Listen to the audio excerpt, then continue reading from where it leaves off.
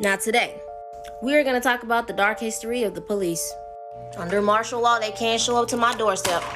Just to make this clear, in no way, shape, or form am I promoting hate or prejudice against anybody. There are good people and there are bad people. This is dark, so I will not whitewash this. Let's go down the timeline, shall we? Before the formal police system, there were people called the Night's Watch, constables, sheriffs, and slave patrol. Before the fight between Republicans and Democrats, the fight between free states and slave states. So they all had their own individual laws. So now that we understand the separation of America, we can understand the separation of police. You know, the good cops and the bad cops. But today we're talking about the dark history, so we're going to talk about the bad cops. Originally, slave patrol originated in the early 1700s with one mission: establish a system of terror and squash slave uprising in the capacity to pursue, apprehend, and return runaway slaves to their owners. Because, you know, we weren't considered people. They had to make sure slaves weren't wandering out at night trying to run away, you know. So there was an issue because there wasn't unity. The northern and the southern states were beefing. The southern states wanted to assert their authority over federal government so they could abolish federal laws they didn't support, i.e. wanting to keep slavery. So Civil War happened and declared that all personal people who held slaves with the rebellious states are henceforward shall be free. So there was no need to run or fear for your life, right? So this became this, but it was still the same thing. I can't even show the pictures that I want to show, but even after that, a lot of African Americans were still terrorized. So now that slave patrols were not allowed, these people became the police to assert their dominance because of the prejudices that they had. An example of this is called lynching. Violent public acts that white people used to terrorize and control black people in the 19th and 20th century. Hanging them from trees, but they also involved extreme brutality such as torture, mutilation, decapitation, and desecration. Some of them were burnt alive. Now, a lot of people are wondering why there are bad cops. Because the same people who were slave catchers became police, and then their children's children had children, their children's children had children, and then we all are just dealing with this American problem. I wanted to squeeze in as much information as I could, but you know, it just gets too deep. Just wanted to put a spark in your brain, but I will make more videos on this.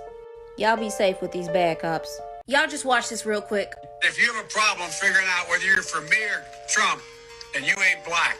Okay, Joe, since you want to take it there, we can take it there.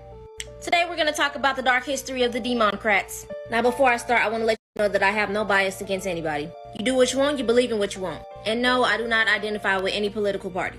I'm just stating the dark history. Mutilation, whipping, drowning, castration, buck breaking, terrorism, and torture. 246 years went by before y'all even got involved in that. Y'all remember that terrorist group Ku Klux Klan? Founded by Nathan Bedford Forrest, who was the Grand Wizard and a Democrat. Didn't Eric Foner, a Democrat, argue that the KKK was a military arm of Democratic Party in the South? Y'all want to know who wasn't a Democrat? Abraham Lincoln, a Republican, who passed laws that said we are not slaves, we deserve the right to be citizens, and we have a right to vote. Now, what political party voted against this? Democrat. Didn't bro assassinate Abraham Lincoln? He sure as heck wasn't a Republican. I see when y'all don't get y'all way, y'all start to get dangerous. After black people were freed, they went on the Republican side because they knew what was going on with the Democrats. So y'all started to terrorize them. Y'all remember that trial deciding whether or not we had the right to be citizens? Didn't all y'all decide and vote to say we wasn't? Y'all put this man's face on a $20 bill. A Democrat who enforced the Indian Removal Act in the 1830s, expelling Native Americans out of their homes. Wasn't majority of the southern states Democrats? Didn't y'all identify y'all as the white man's party? Didn't y'all enforce Jim Crow policies? Democrats use intimidation tactics to suppress black voters. Literacy tests, poll taxes, protests against us even trying to vote, owning property, and then when y'all got cool with us starting to vote, didn't the Democratic president say he'll have us voting for the next 200 years? Oh yeah, he put that N-word in there too. There go your boy, sitting with him, devising tactics to get the black people on the Democratic Party. So here's the list. Defended slavery, started the Civil War, oppressed Reconstruction, founded the Ku Klux Klan, imposed segregation, and fought the Civil Rights Act. Oh yeah, don't forget about that too. All I'm saying is just be safe with these people. Do y'all want to know why it was so important for them to force us to convert to Christianity? Not because they wanted to spread an enlightenment in the good word, but because they were very afraid of us.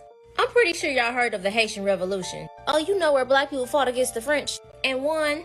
They were so nervous, they even made laws. 1685, a law in Haiti prohibited the practice of African religions and forced slave owners to actually push their slaves to adapt the Christian faith within 8 days.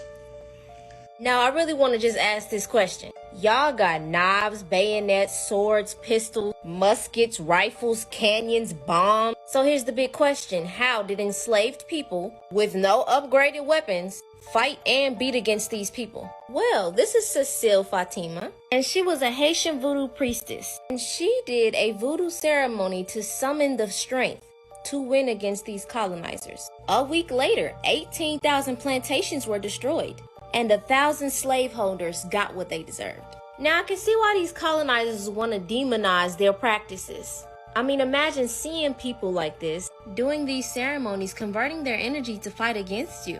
Very strongly put in the Bible. Slaves, be obedient to your human master with fear and tremble in the sincerity of heart as to Christ. There were instances of colonizers' teeth falling out through battle. Stomach pains, headaches, issues within the colonizer soldiers. I mean, look at this. The Chief Justice President Judge lost his voice and had to adjourn court.